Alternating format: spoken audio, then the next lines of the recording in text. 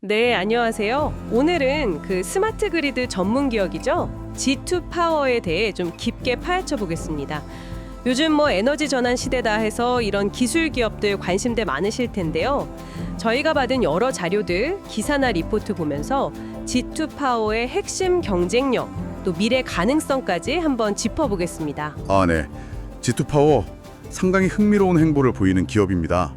그 전통적인 전력기기, 그러니까 수배 전반 사업에서 다진 기초 위에 AI나 차세대 ESS, 또 BIPV 같은 첨단 기술들을 더해서 신사업 쪽으로 아주 빠르게 움직이고 있거든요.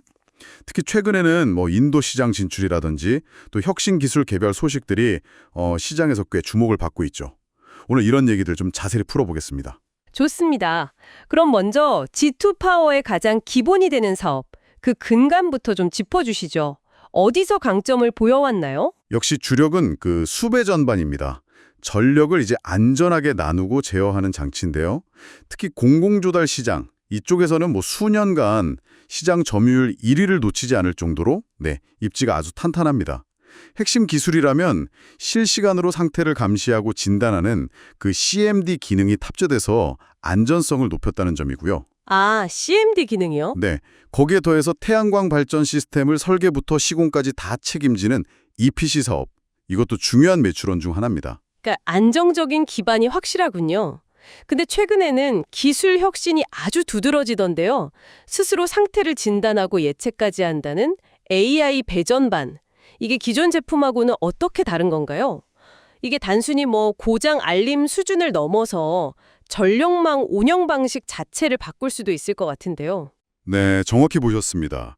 그 AI 배전반은 각종 센서 데이터랑 AI 분석을 통해서요, 이상 징후를 미리 감지하고 알려줍니다. 그렇기 때문에 전력 설비의 운영 효율성, 그리고 무엇보다 안정성을 획기적으로 높일 수 있는 거죠. 이런 기술력을 인정받아서 산업부하고 코트라가 선정하는 차세대 세계 인류 상품에도 이름을 올렸고요. 그리고 여기서 멈추지 않고 올해 말이나 내년 상반기쯤에는 성능을 더 개선한 AI 배전반 2.0 출시도 준비 중이라고 합니다.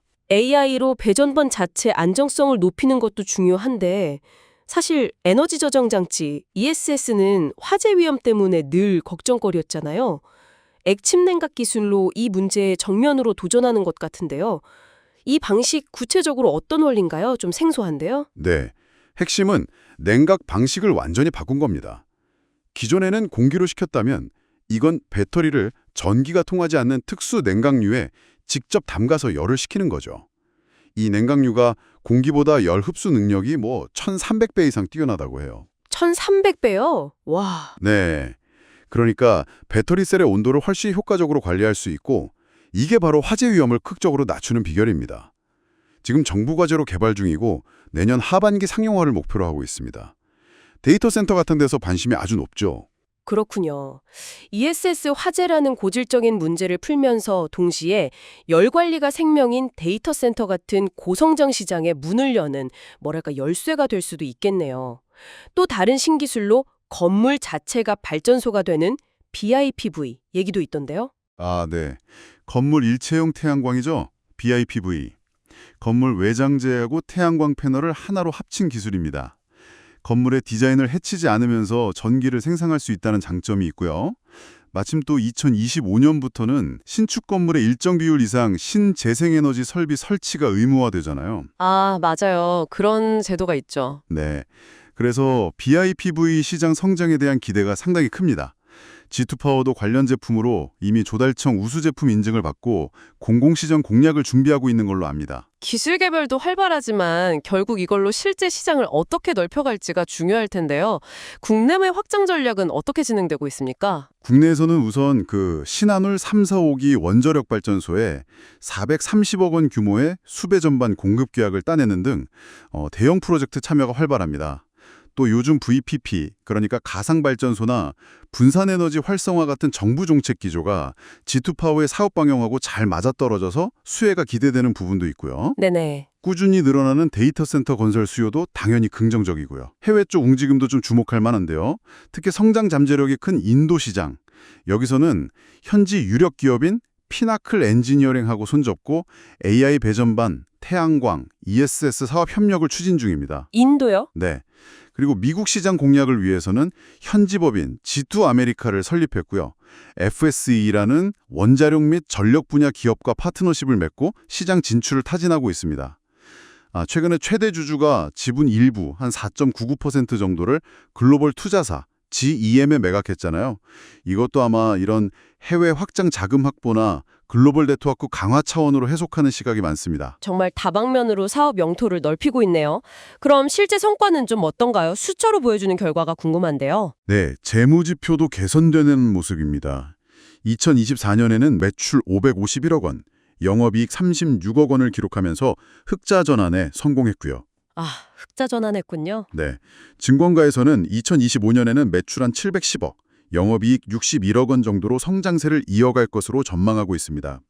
수주 잔고 역시 1218억 원으로 역대 최고치를 기록해서 미래 실적에 대한 기대감을 높이고 있죠. 최근 주가 흐름도 이런 기대감을 반영하고 있다고 볼 수 있겠습니다. 자, 그럼 정리해보면요. G2파워는 수배 전반이라는 확실한 캐시카우를 바탕으로 AI, 차세대 ESS, BIPV 같은 혁신 기술을 장착하고 동시에 국내 대형 프로젝트 수주와 인도, 미국 등 해외 시장 개척이라는 두 개의 성장 엔진을 아주 힘차게 돌리고 있는 그런 모습이네요. 맞습니다.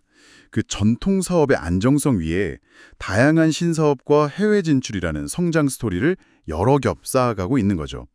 여기서 우리가 한번 생각해 볼 지점은 이것 같습니다. G2파워가 과연 국내 공공조달 시장의 강자라는 타이틀을 넘어서 이렇게 다각화된 신사업 포트폴리오를 정말 성공적으로 시장에 안착시킬 수 있을까? 그리고 경쟁이 아주 치열한 글로벌 클린테크 시장에서도 의미 있는 플레이어가 될 수 있을까 하는 점이죠.